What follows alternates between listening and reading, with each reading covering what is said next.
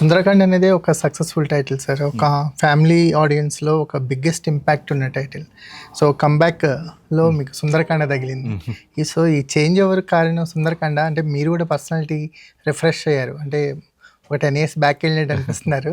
So Sundarakanda తెచ్చిన మార్పులా, పెళ్లితో వచ్చిన మార్పులా? ఫస్ట్ క్రెడిట్ బేసిక్గా సిరికే ఇవ్వాలండి. తను పుష్ చేస్తుంది so to look better. And even Sundarakanda ఒక లెవెల్ వరకు తీసుకొస్తే తను ఇంకో లెవెల్కి తీసుకెళ్తుంది. ఒక సీరియస్ లుక్తో స్క్రీన్ మీద ఎప్పుడు కనిపించే నారా రోహిత్ కంప్లీట్ ఎంటర్టైనర్మెంట్ మోడ్లోకి వచ్చారు. అంటే జో చిత్తానంద గాంధీ సోలో కానీ ఉన్నాయి, కానీ అవి వచ్చి చాలా కాలం అవుతుంది. మళ్ళీ రీనాక్ చేసినట్టుంది మాకు ఆ జోనర్ని మీతో. అంటే బేసిక్గా ఎప్పటి నుంచో చేయాలని ఉండింది కానీ బట్ ఎగ్జైటింగ్ స్క్రిప్ట్ ఒకటి దొరకలేదండి. అంటే ఒక మధ్యలో జో చిత్తానంద తర్వాత కూడా 1-2 స్క్రిప్ట్స్ అనుకున్నాం కానీ ఇట్ డిడ్ంట్ మెటీరియలైజ్ ఈ జానర్లో. బట్ కమ్బ్యాక్ ఇద్దాం అనుకున్నప్పుడు ఎందుకో తెలియదు బట్ ఒక చిన్న లైట్ హార్టెడ్ ఫిలిం చేయాలి అనేది ఒక ఇంటెన్షన్ ఉన్నది. అండ్ తను వండర్ఫుల్గా రాయడం వల్ల ఈ స్క్రిప్ట్ తీసుకోవడం జరిగింది. సో వెంకటేష్ కథ చెప్పిన తర్వాత డెవలప్ చేయడానికి, అది మెటీరియల్ అవడానికి, సినిమాగా ఫామ్ అవడానికి చాలా జర్నీ ఉంది కదా. ఈ జర్నీ మొత్తంలో ఎలా అనిపించింది? అంటే వెంకటేష్లో ఉన్న ట్రాన్స్ఫర్మేషన్, అంటే రైటింగ్ నుంచి సీన్కి వెళ్ళేటప్పుడు, దాన్ని ఎగ్జిక్యూట్ చేసేటప్పుడు. డెఫినెట్గా ఏంటి అంటే తను ఆల్మోస్ట్ 2018 నుంచి ట్రావెల్ అవుతున్నాడు. సో దాని తర్వాత 2020లో ఇంకో స్క్రిప్ట్ ఒకటి వర్క్ చేసామండి. బట్ అదంతా మొత్తం కంప్లీట్ ప్రీ వర్క్ కూడా అయిపోయిన తర్వాత బడ్జెట్ ఆల్మోస్ట్ ఒక 30 crores దాకా వస్తుంటే లవ్ స్టోరీ ఇప్పుడు అంటే మనకి మార్కెట్ ఎస్టాబ్లిష్మెంట్ ఎంత ఉంది, ఎంతవరకు రికవరీస్ అనేది తెలియనప్పుడు it is like a big risk. So ఏం చేద్దాం అనుకున్నప్పుడు ఇలా ఇంకో ఐడియా ఉంది సార్ అన్నాడు.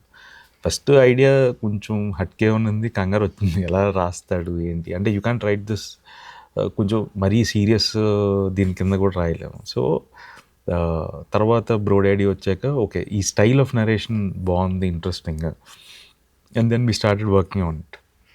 అప్పుడు డెఫినెట్గా ఏంటంటే విత్ టైమ్ పీపుల్ ఎవాల్వ్. అంటే మనం మాట్లాడుకునే దాన్ని బట్టి Venky also he's evolved as a writer and తన క్రాఫ్ట్ మీద హీ హ్యాస్ కంట్రోల్. అండ్ విజువల్గా కూడా ఎవరి దగ్గర ఎలా కావాలి ఏంటి మొత్తం ప్రీ వర్క్లోనే దే ఫినిష్డ్ కలర్ ప్యాలెట్స్ దగ్గర నుంచి they did the whole work. అంటే ఏదో ఒకరోజు 2 రోజులు కాదు but they put in time, they put in efforts. And colour palettes దగ్గర నుంచి ఏ హౌస్లో కలర్స్ ఎలా ఉండాలి, అండ్ ఈవెన్ క్యారెక్టర్ రాసేసిన తర్వాత ఈ క్యారెక్టర్ ట్రైట్స్ని బట్టి తీసుకొని అసలు ఏ సన్సైన్ ఉంటుంది, ఆ సన్సైన్కి ఫేవరెట్ కలర్స్ ఏంటి, ఇన్ని బ్యాలెన్స్ చేసాం.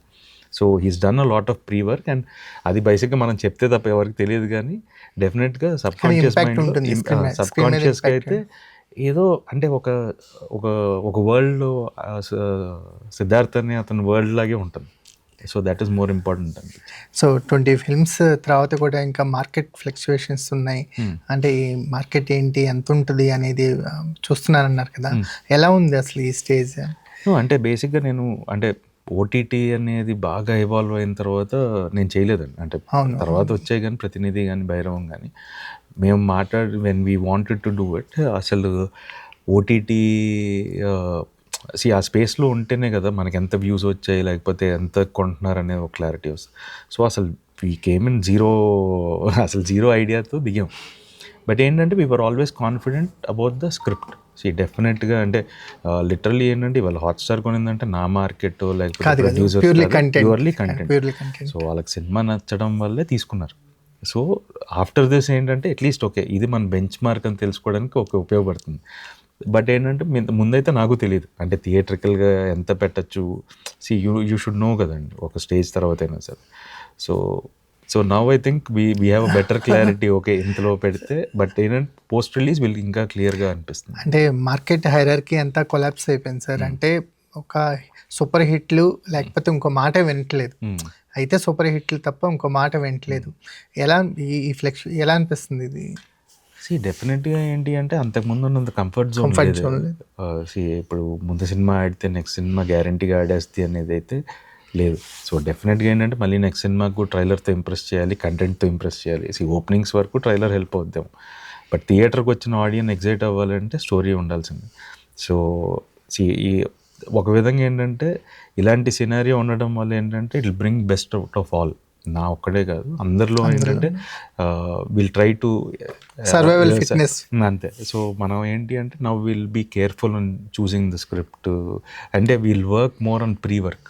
ఒక కథని ప్రీ వర్క్లోనే, అంటే షూటింగ్ ఒకరోజు చేస్తే it is very costly affair అండి ఇవాళ ఉన్న రోజుల్లో. సో మనం ప్రీ వర్క్కి ఎంత టైం కేటాయిస్తే that will be better. On location we can spend a lesser time. So that is more important, అంటే అందరం జాగ్రత్తగా ఉండాలి. పొలిటికల్ ఫ్యామిలీ నుంచి వచ్చారు కదా, సినిమాని ఎంతవరకు సీరియస్గా తీసుకుంటారనేది ఫస్ట్ నుంచి ఉంది. కానీ సినిమా మీద మీకున్న ప్యాషన్, మీరు సెలెక్ట్ చేసుకునే కథలు చూస్తుంటే సినిమాలో మీరు ఒక కొత్త దారిని వెతుక్కుంటారని అర్థమైంది ప్రతి కథతో కూడా. అంటే ఏదో ఒక యూనిక్ పాయింట్, ఏదో కొత్తగా చెప్పాలని ట్రై చేయటం, కొత్త థీమ్తో ట్రై చేయటం, కాంబినేషన్స్ వైపు ఎక్కువగా, అంటే దానికోసం ప్రయత్నించకపోవటం అని కాదు, అది వస్తేనే చేద్దామని ఆగటం అలాంటివి ఏం కనిపించవు కదా. చాలా కొత్త దారిలో ప్రయాణం చేస్తున్నట్టు అనిపిస్తుంది రోహిత్ గారు. ఈ 20 సినిమాలనే కాదు, 20 ఒక డిఫరెంట్ ఎక్స్పీరియన్స్ని ఆడియన్స్ ఇవ్వడానికి మాత్రం కరెక్ట్గా ట్రై చేస్తారనిపిస్తుంది.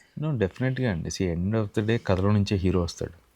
సో కథ అనేది బాగుంది అంటే మిగతాది ఇప్పుడు కొత్త డైరెక్టర్ అన్నప్పుడు you can get an experienced cinematographer, లేకపోతే ఒక ఎక్స్పీరియన్స్డ్ ఒక పెద్ద music director. You can, even though the director is new, you can blend it with other technicians, so that ఏంటంటే ఒక అవుట్పుట్కి ఒక హెల్ప్ అవుద్ది. బట్ ఏంటంటే కథ లేదనుకోండి, మనం ఎవరిని తీసుకొచ్చినా ఉపయోగం లేదు.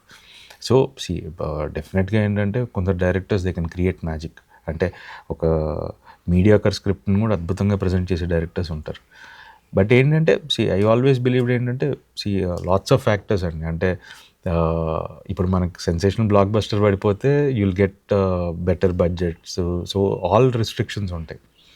సో డెఫినెట్గా నాకు చేయాలనే ఉంటుంది అందరు డైరెక్టర్స్తో. బట్ ఏంటంటే దీనికంటే ఏంటంటే ఐ ట్రస్ట్ ద ప్రాసెస్, అంటే కథ అనేది సాలిడ్ దొరికితే దానికి మనం ఏం చేయగలుగుతాం అనేది.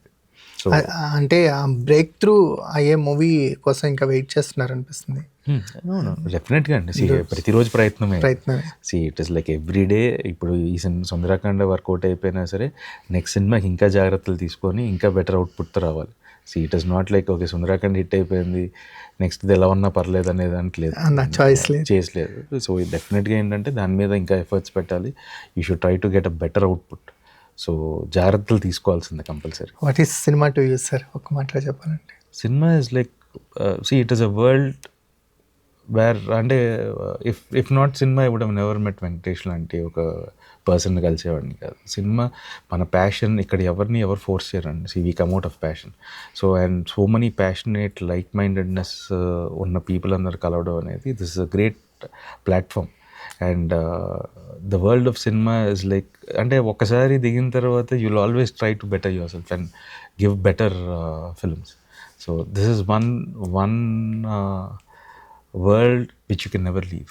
ఎస్ సార్, ఈ సినిమా ఇండస్ట్రీలోనే ఒక ఫ్రెండ్ సర్కిల్ కనిపిస్తుంది. శ్రీ విష్ణు గారు కానీ, మనోజ్ గారు కానీ, అంటే లైక్ మైండెడ్, మీకు మీరు బాగుండాలి, మీ సినిమాలు బాగా ఆడాలని తేజ్ కానీ కనిపిస్తుంది. ఈ సినిమా ఇండస్ట్రీలోనే మీకు లైఫ్ పార్ట్నర్ దొరికింది, అంటే మీ లైఫ్ అంతా సినిమా చుట్టూనే అలా హోల్ లైఫ్ ఇస్, అంటే it's been almost 16 years. 16 years అంటే వేరే I don't have any other business, only business. Even నేను సంపాదించిన డబ్బులు కూడా మళ్ళీ ప్రొడక్షన్లోనే పెడుతుంటాను. So this is one field I can never leave.